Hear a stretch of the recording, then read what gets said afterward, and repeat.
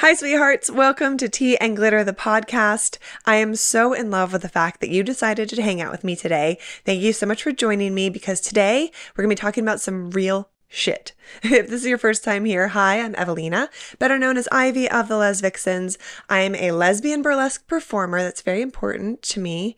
It's very important to me. I don't know if it's important to you, but it's important to me. I'm a safe space creator and I'm a fierce advocate for you to be living your best life.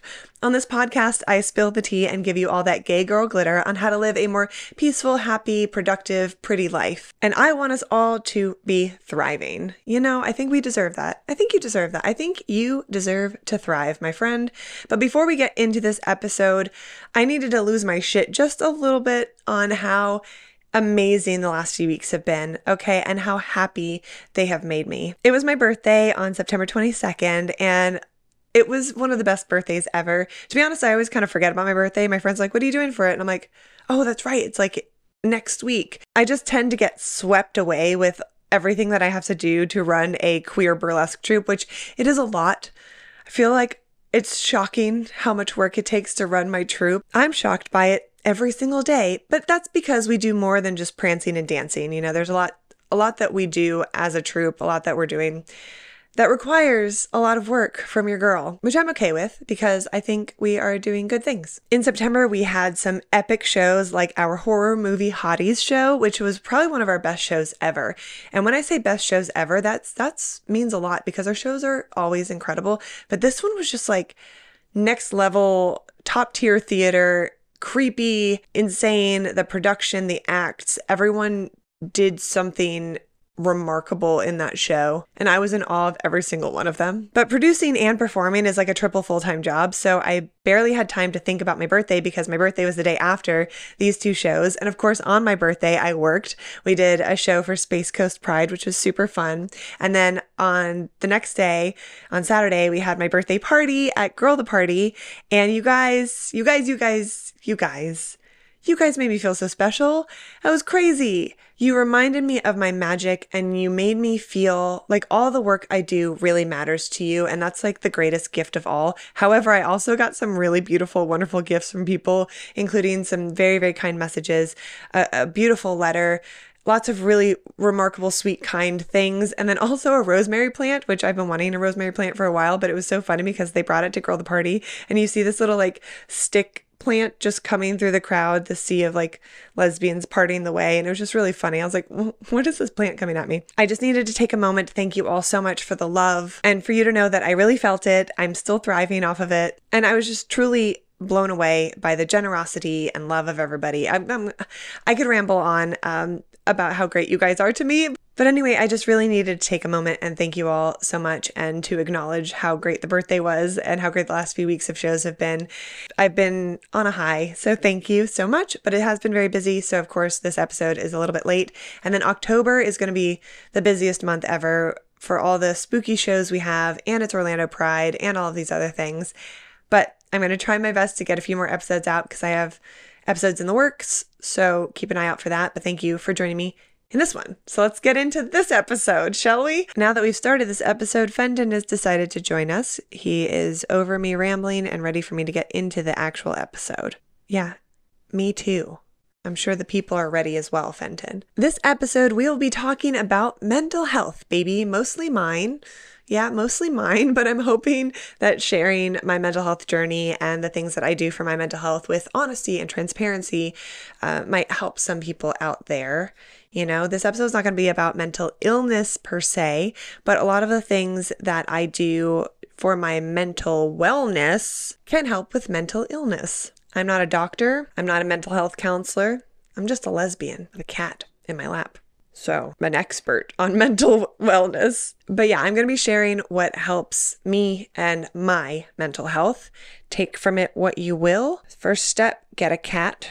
Second step, get a second cat. That's it. That's the episode. Hope you enjoyed it. Happy mental health. Okay, so I think it's no surprise that a lot of us struggle with our mental health. Like, duh, it's pretty overwhelming out there and it's really difficult to wrangle our brains. There are very few people that I know who don't have something going on.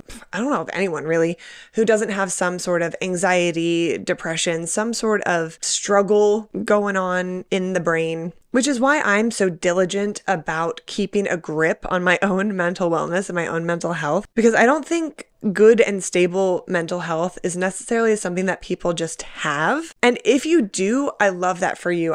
You're blessed, my friend. But I think the reality is that most of us have to put in some time and effort and use the mental health tools we have in our mental health toolbox to get a grip. It's so easy for anxiety and overwhelm and depression to just rule us, like social media, relationships, friends, family, political climates, like whatever. So much exists in this crazy world that just stresses us out, man, stresses us out so much. I think it's really important for us to kind of acknowledge the fact that the world is not, like the world we live in is not set up to be a peaceful, stress-free place, right?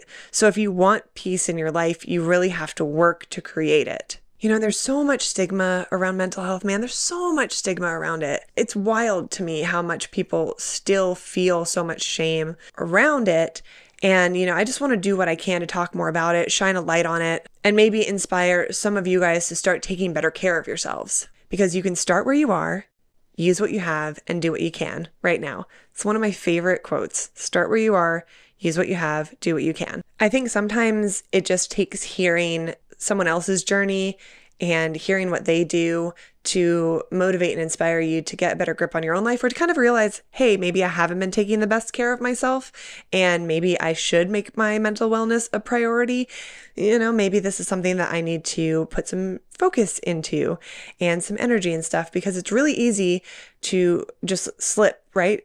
Like you stop taking care of yourself and then all of a sudden everything is shenanigans. So for this episode, I wanted to share my own mental health journey in the hopes that in some small way I can lessen the stigma around it. You know, because unfortunately, our society has really internalized the stigma against people struggling with their mental health, and that means that a lot of people suffer in silence, and that does a lot of damage. I just want people to know that they're not alone and that they can manage their mental health and even recover from some of the hardest shit. There's always hope. I've made my mental health a priority in my life because I know it's as important as my physical health. And it's actually super tied together in a lot of ways. And something I realized is that there's no amount of social media fame or regular fame or success or money that matters if you feel like shit and can't get your brain to chill out and be a safe space for you.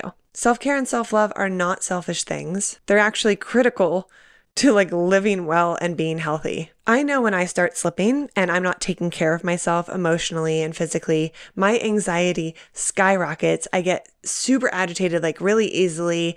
I'm on edge. I feel very raw. And those existential spirals just really creep in. You know, but the goal is to find things that work for you, your own healthy coping methods, mechanisms, whatever, and then use them regularly and consistently. That's the key. Using them. You got to use them, you know? I think a lot of people miss that part of the lesson. This episode might not be as quirky and fun as some of my other episodes, but content like this is the reason why I started my podcast. I feel like so many people feel shame about struggling. They see people online who seem to have zero struggles, and that can make people feel really badly about their own struggles and feel like they can't open up about those struggles. And then people tend to suffer in silence and in isolation. And that's when things can really get bad. So I'm just going to be here to talk to you when you need it, okay? And to share my own stuff and to overshare and to occasionally show you a cat or two, depending on how much they want to be involved in the episode, and to let you know that you're not alone, but also more than that, to let you know that you have the power and the agency to change your life and to make it better. I'm not saying that everything will be perfect and sexy and full of sunshine all the time, but I am saying that you have the power to take the edge off, right? And to make things a little better. Because like I said before, everyone struggles. Everyone, every single person, every hot person on the internet struggles with mental health issues. You know, some people manage it better than others, but that's completely doable for you too. You can also manage your mental wellness in a more sustainable way for you and in an easier way for you. Okay, so let's get into my mental health journey. It has been quite the journey, let me tell you what, and it has taught me so much, but what it's taught me the most, I think, is that having stable and good mental health, it's a daily practice. You really have to do things every day, or at least consistently and regularly enough, because nothing happens in a vacuum. A lot of people don't seem to understand that, or they feel like resistance to it. But it's like when you work out, you don't just stay fit after going to the gym a couple times. You have to keep working out. And I know that's annoying. I think it's annoying. And I wish it wasn't like that, but like it do be like that. So accept it. You know, the same thing happens with your mental health. It's not like you're only going to face one or two major issues or major stressors in your life. You need to wrangle pretty much daily stressors. And then also life can throw you those bigger curveballs that knock you on your ass. But just like with muscles, you know, you work on them and you work on them and they get stronger and you get stronger. And then you can lift heavier weight and you can do it with more ease. Gosh, there's so much cat fur. I tried to remove Fenton and he dug his claws into my leg, so he's staying. But that's also how it works with mental health. Like the more consistently you do things for your mental health, the easier it gets to handle and face life's challenges, from the day-to-day stressors and life's bigger traumas. But those muscles, you know, these mental health muscles, can atrophy if you're not using them consistently.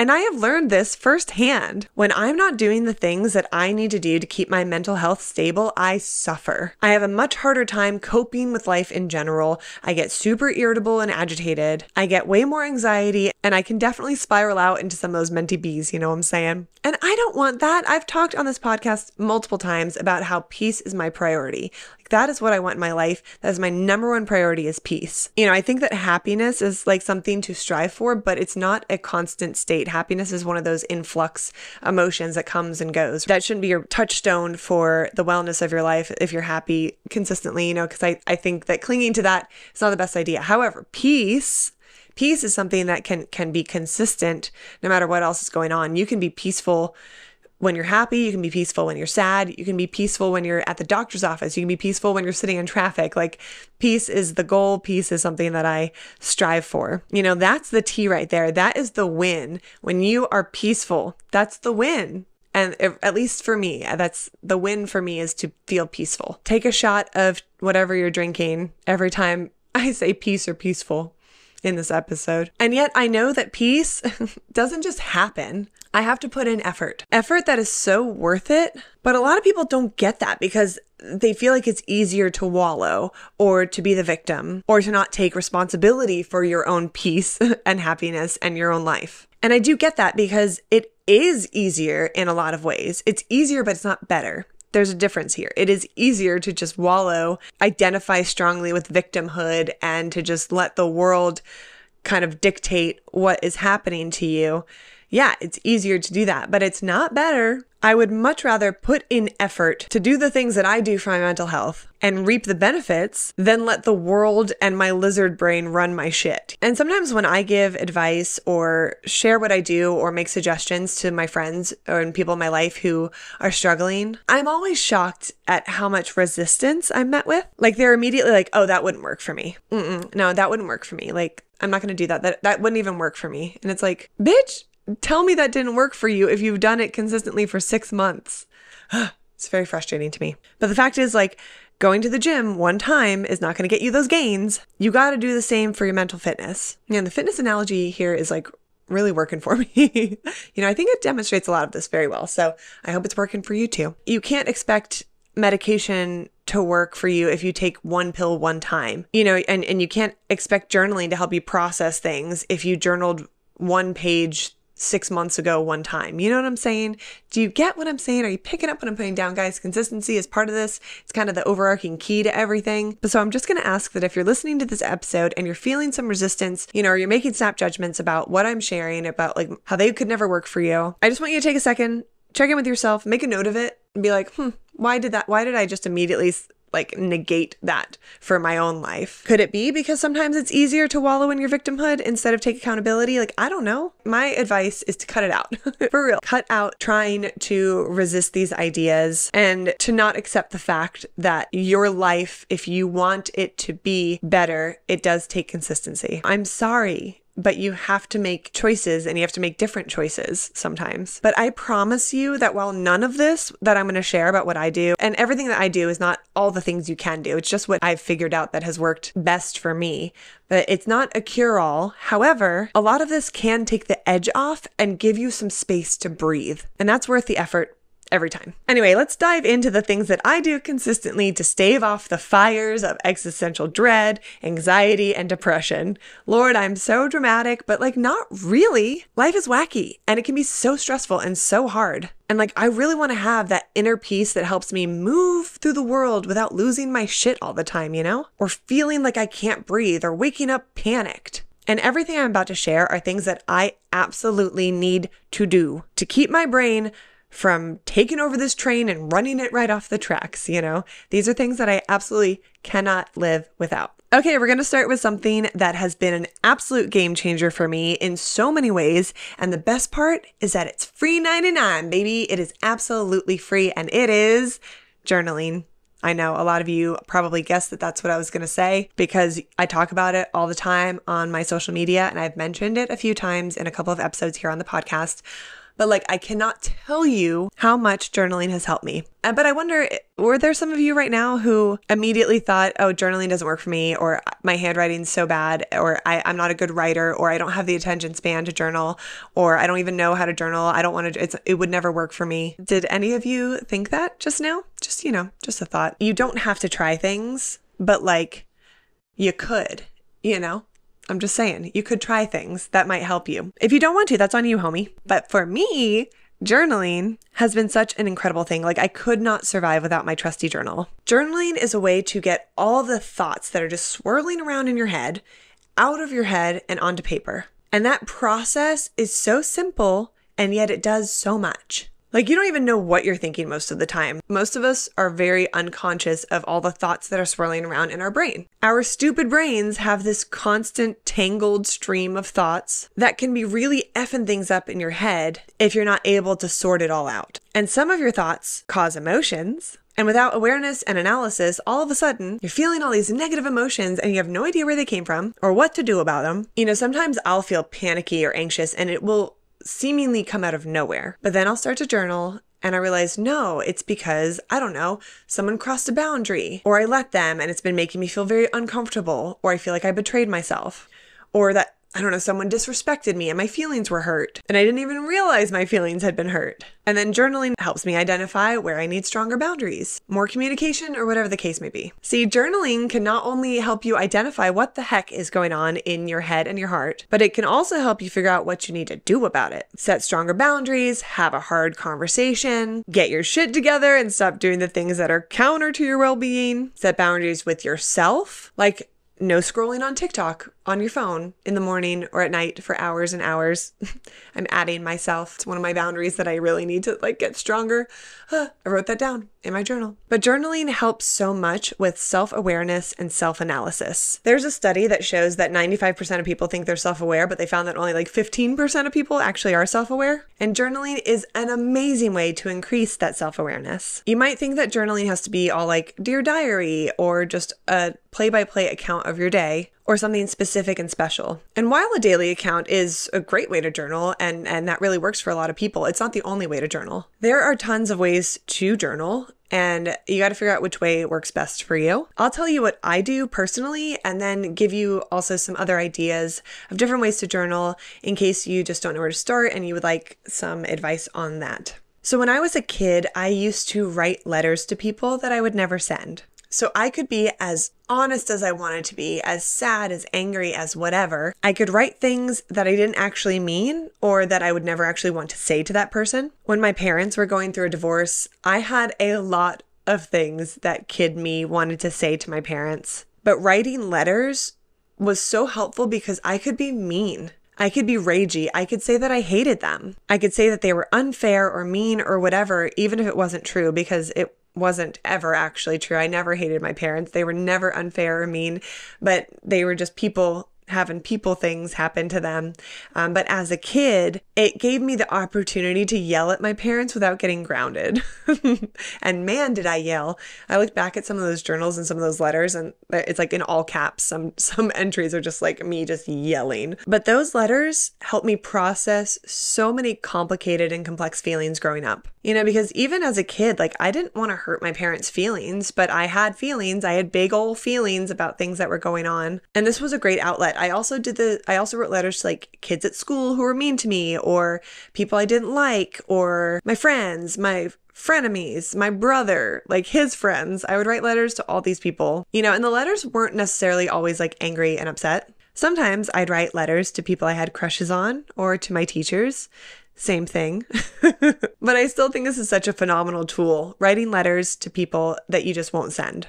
It helps me unravel what I want to say to that person without their input, without them getting defensive and chiming in and interrupting or anything like that. Sometimes all the shitty things that I might have said because I was hurt or feeling angry or whatever, they're on the paper and they're not thrown at that person's face. But instead, I can see clearly by the end of the letter what I'm actually upset about, what was the thing that actually hurt me, and I can get total clarity on the situation before I even talk to the person, which helps me so much in making sure that I don't say something I'm going to regret. And sometimes at the end of the letter or at the end of several letters, I'll realize that I don't even need to talk to that person, whether that's because I worked it out, processed my feelings, and I'm good to go, or maybe that person has continued to disrespect my boundaries and talking to them in the past hasn't worked, and I know it's now better to just stop engaging with them. Writing these letters can give that kind of clarity without ever hurting the person's feelings. This type of journaling really helps with a lot of interpersonal issues. It helped me get through divorce as a kid and a lot of the bigger things that have happened to me. I still use this technique to this day, but what I do more now these days is more so stream of consciousness journaling. Journaling doesn't have to be pretty or grammatically correct or even make sense. My handwriting is atrocious, but it doesn't matter because it's my journal and most of the time I can read what I wrote. So for example, let's say that I woke up with anxiety, which I do a lot of the time. I'll wake up and just immediately almost feel panicky, which I know is sometimes like cortisol and other things in my system, but it can also be something else. So instead of trying to power through it or ignore the anxiety or ignore the panicky feeling, which then pretty much leaves me all day feeling like I'm on the edge of a panic attack, I'll grab my journal and I'll start writing. Like, I woke up feeling anxiety. And then I'll just keep writing. And eventually it's like, okay, so I'm having anxiety. What am I having anxiety about? What's going on? And I'll realize that I have so much to get done today, and I don't know what to post on the Vixen social media, and I am not sure if we're going to get that sponsor, and I don't know if we're selling enough tickets to the show, and I have to do this for Pride and that for Pride, and I have to get this podcast out. I have to do all these things, and I have no idea if I have enough time today. Plus, I have to have like a social life and friends and family and all these things, and I'm feeling overwhelmed. Okay, so like you get it. Like I could just write it all out. So instead of sitting there feeling all these things and just panicking, I get it out and onto paper where I can see it. I can see it clearly in front of me, the things that are making my brain lose its mind. But the thing about that is that listing it out then gives me some form of control. It gives me some sort of control over what's going on in my life. Like I can see everything clearly instead of having it amorphously swirling around in my brain, causing me panic. And then I might write down in my journal, continue on after listing all the things that I was feeling anxiety about. Like, okay, step one, what can we do? How can we wrangle some of this stuff? I'll be like, okay, check the schedule, see who's booked this week for some shows with Vixens, find their photos or their reels or whatever, and get some social media posts ready to go. And then what's step two? Like, what's the next thing you can do? Draft an email to send to a potential sponsor, then do this and this, etc., etc. And by the end of this journaling sesh, I have a grip on everything, or at least a better grip than when I woke up and it was just like this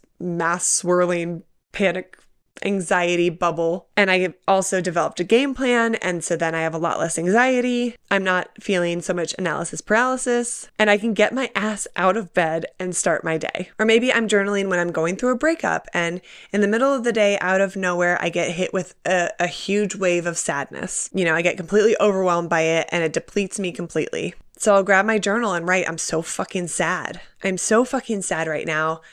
I'm so hurt. I'm so sad, but it's okay to be sad. I'm sad for all of these reasons, and they're very reasonable. And so I am sad. And just kind of acknowledging what's going on, writing it out, getting it out of my heart and onto some paper, it helps. It really does help. I also give myself pep talks when I'm journaling. And I know that sounds cringy, but I will literally write things like, why not be happy right now? And then I'm like, you right, me. At me, like, why am I not happy right now? Like, things are pretty dang good. I have control over this moment. Things may not be perfect, but I can still decide to be happy. So you're right. Why not be happy right now? Or I'll be like, you have no control over XYZ, so switch your focus. What do you have control over? And then I'll respond to myself like, I have control over ABC. And then that helps me get moving again. I hope this is like making sense to you guys. Makes sense to me. I guess that's really all that matters.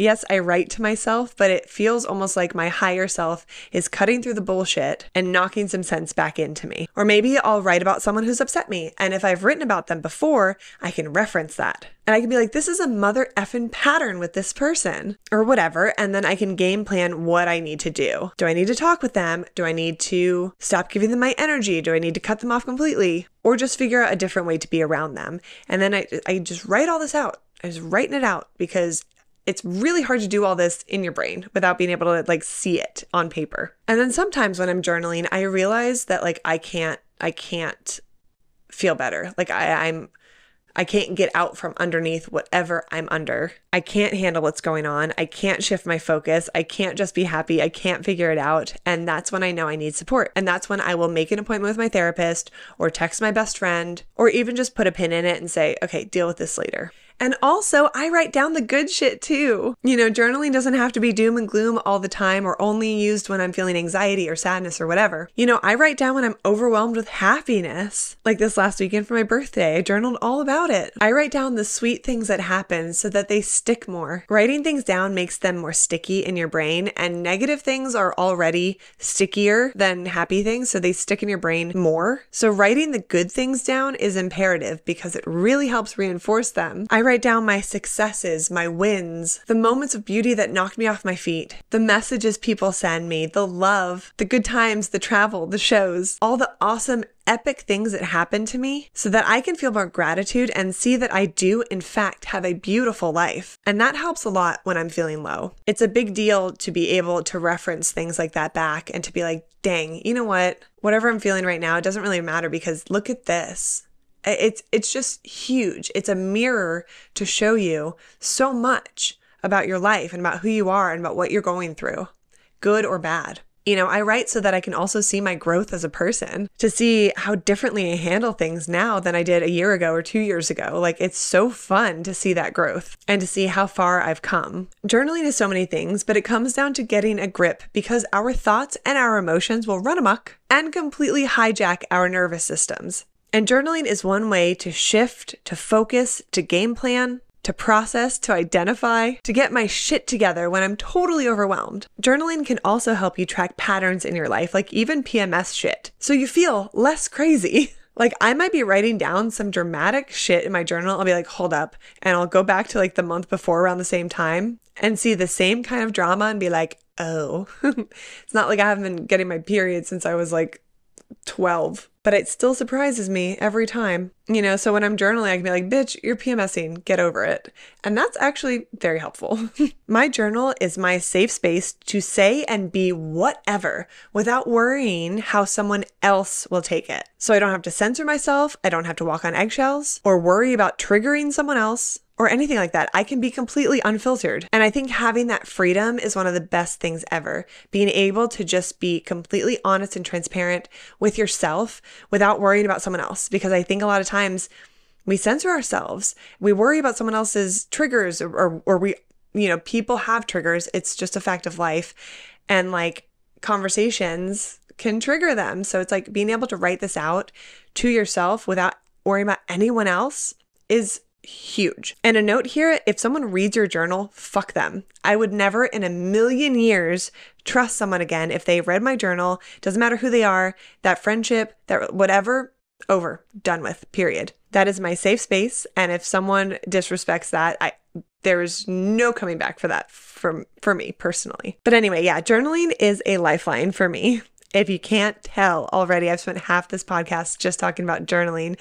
I have a physical journal that I write in that I absolutely love, but I also have my notes app on my phone. So when I'm out and about and don't have my journal with me, I can still journal or write things down. So that is one way to journal, just having like a constant conversation with myself and myself. But you don't have to talk to yourself.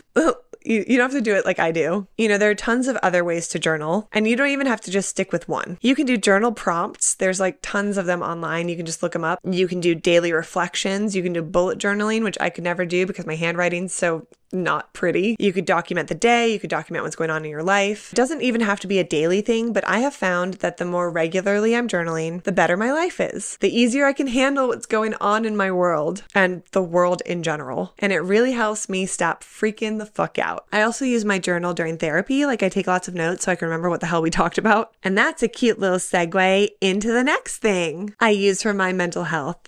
Therapy. Okay, I know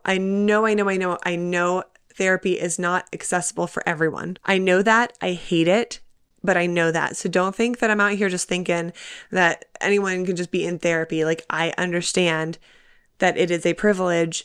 I understand. I get it. I fucking hate that therapy is not accessible to everyone, but I understand it.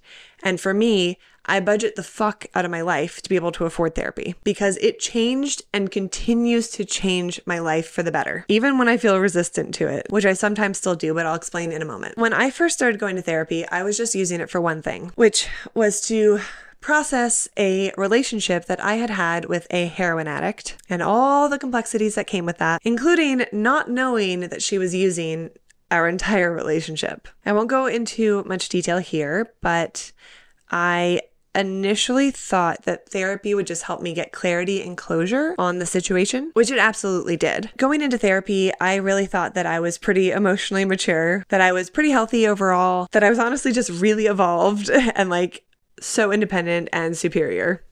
Like, if I'm going to be totally honest, that's kind of was my impression of myself when I went to therapy. And I thought that I was just going to use it to help me get through this crazy situation that I was in. But then therapy humbled me real quick. Oh my God. I began to realize through our sessions that while, yeah, I had pretty good self-awareness and emotional intelligence, I had also not really processed any of the traumas that I've went through with any of my other relationships. We're talking about trauma, and Fenton is here to be our emotional support cat. Love this cat so much. He hated that, but I loved it.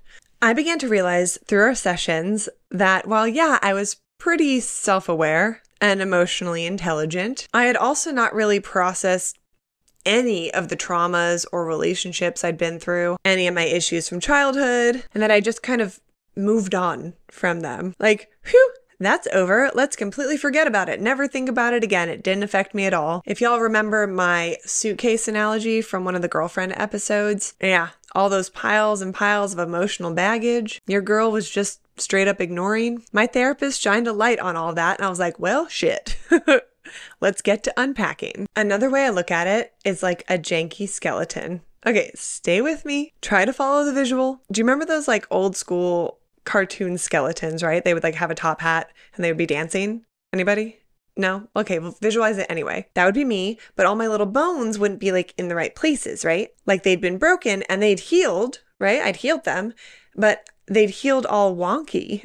So while I could still walk and dance and do my thing, I was janky as fuck. I did break my collarbone, so I'm a little janky, but like emotionally, that's how I felt. I felt like I just healed these things on my own, but like not correctly. So I'm out here just being kind of a janky little emotional skeleton. Therapy was the process of re-breaking those bones and setting them correctly, so that my little skeleton wouldn't be janky anymore. But the process of re-breaking and setting those bones, that's painful.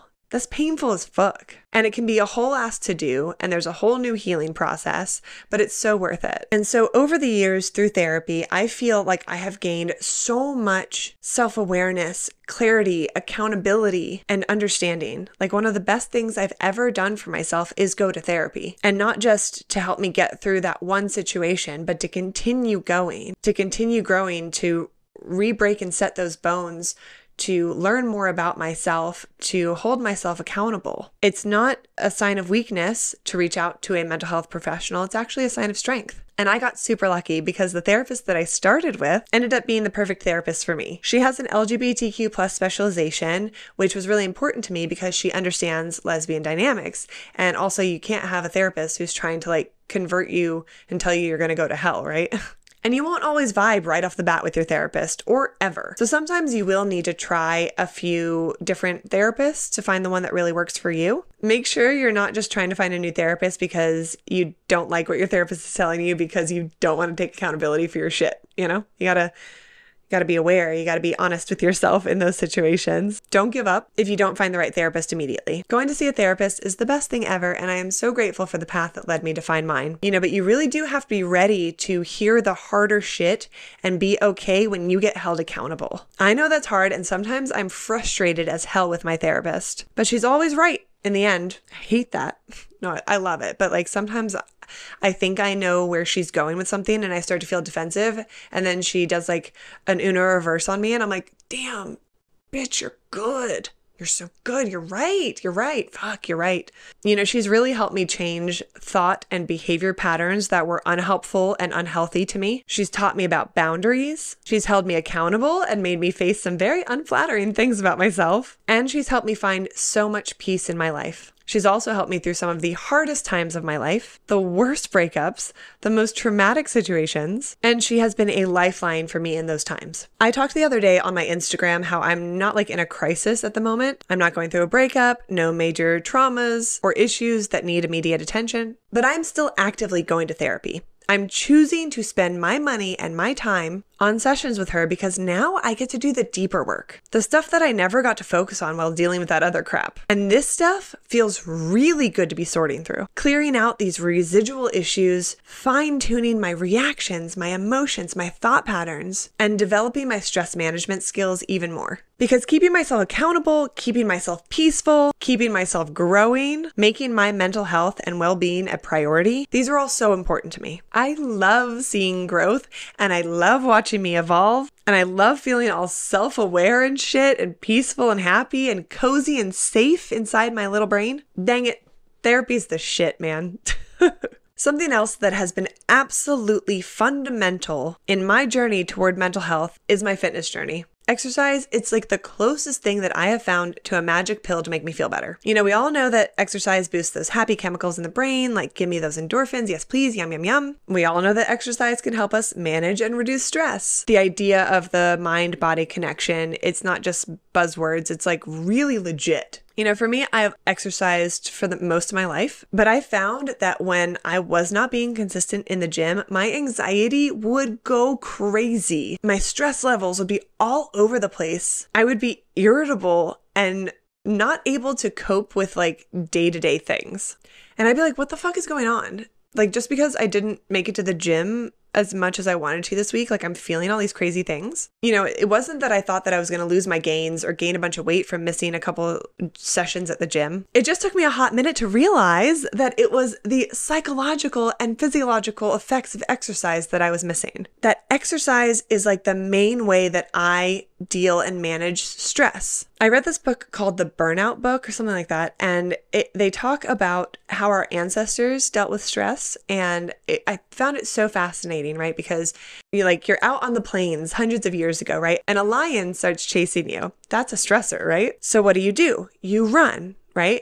And then you get back to your village and your village people come out, YMCA, and they scare off the lion or they kill the lion or whatever, and you're safe now. And it's yay, right? So it's that process that's still inside of us, right? There's a stressor, a physical release from the stress, the running, and then safety and connection. And the chicks who wrote this book wrote about how important physical activity is to completing the stress cycle. Let's think about it in modern terms, right? If your boss is your stressor, right? You leave work and your boss is no longer there, but the stress inside your body still is. So you go to the gym or you go for a run or whatever, and that stress dissipates. You've completed the stress cycle. I'm hoping that that made some sense to you guys because it makes a lot of sense to me. I mean, especially anecdotally, I have found that exercise is the thing that helps me the most manage my stress and my anxiety and all these other things and gives me that healthy, happy buzz of happy chemicals in my dang brain. And for me, when I'm talking about exercise, I mostly mean weightlifting because that's what I do predominantly. But let's talk about walking. Let's talk about hot girl walks, mental health walks. The most simple magic in the world is taking a walk. I am a walkaholic. I don't even know what to say about walks other than I don't get how much it helps me, but it does. I take at least one walk every day and I just listen to my thoughts, and I feel like I get my best thinking done when I'm on a walk. I don't know, man. Here's me again being a walk pusher, but I feel like walking is just so magical. I love it so much. And also in Florida, the weather's getting nicer, so you guys can start walking now, and then you'll get addicted to it so that when it's 100 degrees outside, you'll be like, meh, I still want to go take my walk, because that's how it is for me. I don't even care. I'll have a walk. Another thing that's super helpful for me, surprisingly, are just very simple phrases, or I guess they could be called mantras. It's just like these little nuggets that make me refocus and take back control of my brain if it's off doing who knows what. For example, I will say to myself, what would a woman at peace do right now? And then I'm like, she'd be taking a walk, or she'd be journaling, or she'd be going to the gym, or she'd be stretching. A woman at peace would be reading a book right now, or talking to a friend, or working on a costume. She would not be mindlessly scrolling on social media until her whole day is gone and her attention span is altered and her anxiety is up. That's not what a peaceful woman would do. So you see how something simple like, what would a peaceful woman be doing right now, can completely change the trajectory of your thoughts. It can laser focus it down and be like, okay, you know what? I would like to be a peaceful woman. Remember the drinking game, guys. I hope you're not hammered at this point. I hope you're drinking water or tea. But being a peaceful woman, what does that mean to me? What do I want to do right now? And that if I'm like feeling adrift, like I'll just grab on to little nuggets, little phrases like that really help me. And none of this might work for you, but we're not talking about you. We're talking about me, things that help me. But some of these things might help you. So maybe give them a try. What kind of person do you want to be? And how can you anchor yourself to a phrase like that? I don't know, give it a shot, and then give it enough time for it to actually work. Speaking of things that might not work for you, but definitely work for me, taking care of my houseplants. I'll tell you what, it is a to-do to take care of them, especially when you have 50 plus like I do. But tending to them, watering them, helping my plants thrive, God, it's just so therapeutic. It feels so good. And then when you get rewarded with like a little new leaf or a new bloom, forget about it. Nothing's better. Got me feeling like Mother Nature out here. I love it. I also make sure that I am romanticizing my life. I have a whole ass episode on how I use romanticizing my life to stop the existential dread that creeps in on my life. So go give that one a listen if you haven't already. I think it's pretty valuable and it's super fun, and I really enjoyed that episode. Boundaries, ladies and gentlemen, queers and dears. Boundaries are incredibly important for my mental health. They suck sometimes. Like when I have to say no to something when I want to say yes to people or to things. Man, I hate having to say no when I just like want to do something, but I know in the end it's not what's best for me. God damn it. It's not easy to choose the healthier path or to know yourself, to know what's going on in your life, to know what like needs a boundary, to know where you need to say no or to say yes. Another thing that's really good for your mental health, which is kind of sucky as well, is having hard and uncomfortable conversations. And also this one is huge, being honest with myself and holding myself accountable. I get really bad anxiety when I am not in alignment with myself and my character. Like I've realized it is not worth it. I would much rather face my shit and work it out, have the hard conversations, set the boundaries, boundaries with myself, boundaries with other people, say no when I have to say no. It's hard, it's hard. But something I think that not enough people talk about with your mental health is that you have to have trust in yourself. Your relationship with yourself is so complex. And when you can't trust yourself, when you're not being honest with yourself and not holding yourself accountable, I don't know. For me, that really throws off my peace, man. And it can do it in like really subtle ways too. Like sometimes I'll have low-grade anxiety just all day, and it's because I'm not living in alignment. Sometimes it comes down to the fact that I've just lost a little bit of trust between me and me. Not having that little bit of trust can have profound effects. So yeah, I do my best to trust myself, to follow my moral compass, and trusting myself is also following through with things that I say that I want and need to do. I tell myself my physical fitness is a priority to me, and then every time I actually make it to the gym, that builds that trust. Every time I set those boundaries, it builds that trust. I just really think it's important to have trust within yourself. And a lot of these things contribute to that. They can either make the trust stronger or they can make it weaker. Also, I listened to a podcast on your gut health and your microbiome and how your mental health is directly tied to your gut. And I was shook. I was shocked. I was like, what? Huh? And all this research. And I'm like, what the are you kidding me? This episode is getting a little bit long, so I'm not going to go super far into it, but I couldn't not mention it. Like, nutrition plays a critical role in the health of your mind and your dopamine and your serotonin. A lot of your serotonin, your dopamine is made in the gut, and it is crazy. Okay. It's wild. Nutrition, your gut microbiome, huge connection. Huge. I just want to encourage everyone to keep that in mind. If you feel like shit, then maybe look at what you're eating, because huge connection there. So look into it if you're interested. A note on meds here, on medication. I don't take medication personally, but I fully support medication. Sometimes the chemicals in our brain aren't doing what they're supposed to be doing, and meds can kind of bridge that gap if all this other stuff I've been talking about isn't fully getting you there. And they say one of the most effective combos for treating mental health issues is therapy plus medication. So I feel like I really wanted to make a note about that here, because I think so many people feel shame around taking medication. But it's just another tool, and a valuable one, and it can be the missing piece that makes everything else fall into place. It's the same thing as therapy, as journaling. These are strengths. These are not weaknesses. We do not live in a society that fosters good mental health. We just don't, man. And social media and all of these things contribute to poor mental health. And sometimes we need some extra help. We need to use these tools. Have to use them. I don't want you to feel shame around any of these things, because the most important thing about your mental health is figuring out which treatments and coping methods are best for you. Don't compare your struggles to anyone else's. There is no pain hierarchy here. And it's so interesting because you could have like a pretty perfect upbringing. Your childhood could have been totally idyllic, and you could grow up to have a lot of mental health struggles, while someone who had a really shitty childhood could be coping like a champ. It's your life. And this is my life. And I got to do what I got to do to keep my brain from lighting itself on fire, And also understand that I'm human. Boo, hate that. And bad days are a part of life. Just like quote unquote bad emotions are also a part of life. Like, I don't think they're bad necessarily. They're just not the most pleasant emotions, but they are all part of the human experience. Like, I'm going to feel anxiety and I'm going to feel sadness and all these other things, even if I'm doing all of the above.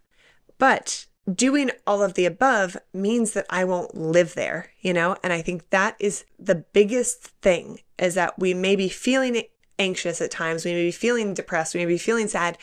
But by taking agency over our mental health and really focusing on it and making it a priority in our lives, that means that we don't have to live there. It's okay to not be okay. And I know you've heard that like a million times at this point, and it's starting to feel a little like buzzwordy, catchphrasey, but it's still true. We're humans, and life is weird, and a lot of this isn't easy, and there's no real handbook on how to be a human in 2023, so we're all just out here winging it. Some of us are hanging on by a thread, but I truly believe all of what we've talked about on this episode can strengthen that thread. So let's keep talking about this stuff openly and honestly, and maybe we can all stop feeling so much shame around all this shit, and just like do the things that we need to do to thrive. I think we can all find better ways to cope and live well. And I love you so much, and I want the best for you and for me. I don't want us to be struggling with our mental health, especially if there are things that we can do, free things that can help take the edge off. I think taking the edge off is something that could be so valuable to so many people because they are hanging on by a thread. And if we can just strengthen that thread a little bit, bring them back from the edge just a little bit. Like, I think we can save lives, and I think we can make people feel less alone, and so that they don't have to suffer in silence and isolation. And yeah, I think that this is very important. This is very important for us to be talking about, okay? Because you are deserving of love. You deserve to have self-love and self-care and to take care of yourself. You deserve that. I deserve it.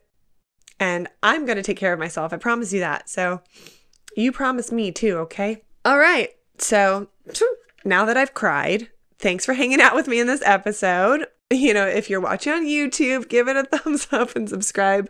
Follow me on social media because I don't have sponsors. So I'm going to be my own sponsor. And it's just a nice thing for you to do. So thank you.